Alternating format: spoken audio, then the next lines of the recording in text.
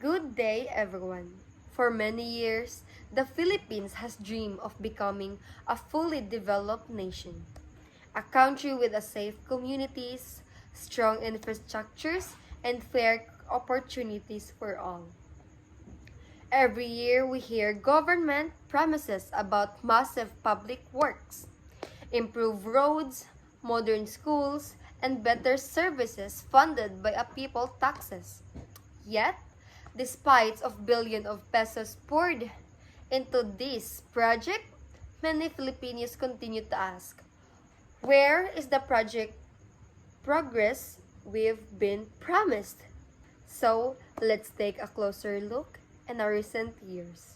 Um, News report have imposed numerous coast flood control project program that were approved and funded but were never actually built. And imagine millions of pesos gone but no canals and no drainage system, no protection from floods. And when heavy rain come, it's the ordinary citizens who suffer.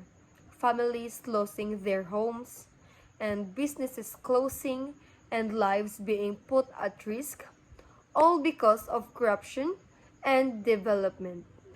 We have some standard infrastructure roads that crack just months after being built, bridges that collapse before their time, and classrooms that can't withstand even a mild storm. These aren't just a construction flaws. They are result of greed and they are result of negligence, lack of accountability, and every defective project represents money wasted and lives endangered. Lastly, the burden of higher taxes continues to weigh on Filipino workers and consumers. And each payday, a large portion of their hard-earned salary goes to taxes, yet many still struggle to see where their contributions go and prices of goods increase, public services remain poor, and inequality grows deeper.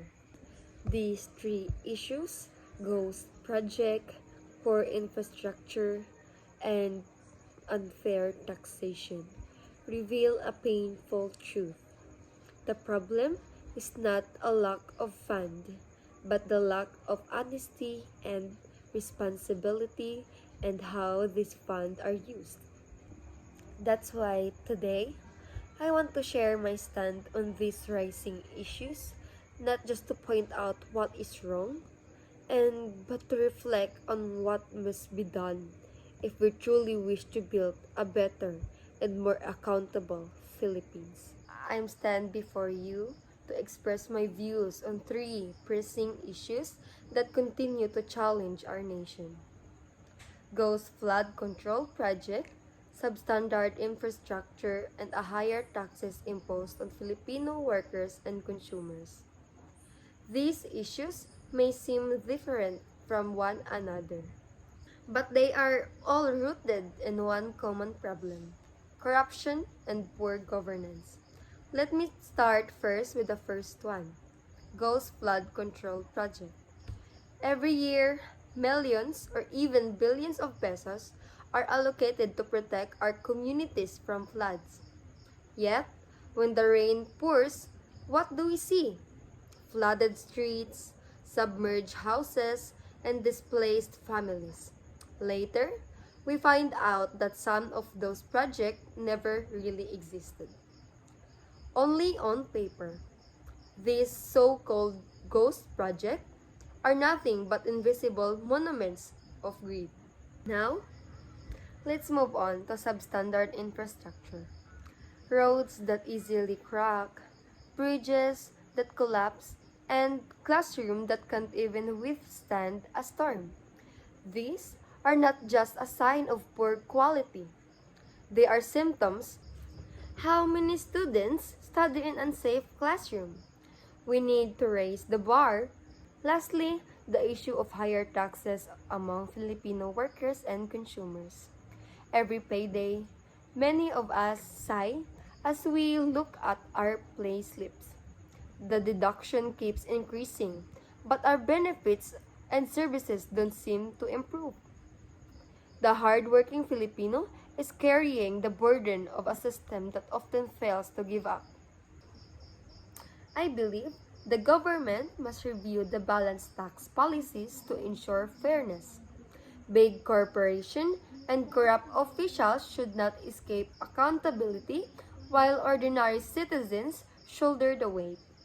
Let's also promote financial literacy and transparency so that every taxpayer understands where their money goes. Despite all these issues, I still believe there is a silver lining. The Filipino people are resilient, aware, and more vocal than ever.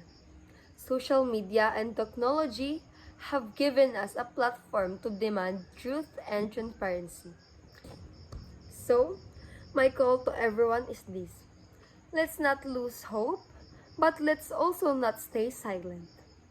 Let us continue to question, to watch, and to act. Let us transform our frustration into participation. And because the Philippines will only change when its people decide to enough is enough. In the end, no ghost project, no corruption contractor, and no unfair tax can defeat a nation that stands united for truth and progress. Let us be the generation that builds, not the one that tolerates. Let us demand accountability, not just promises. And above all, let us believe the transparent, honest, and progressive Philippines is not just a dream, it's a future we can build together. Thank you, and may we all continue to stand for what is right.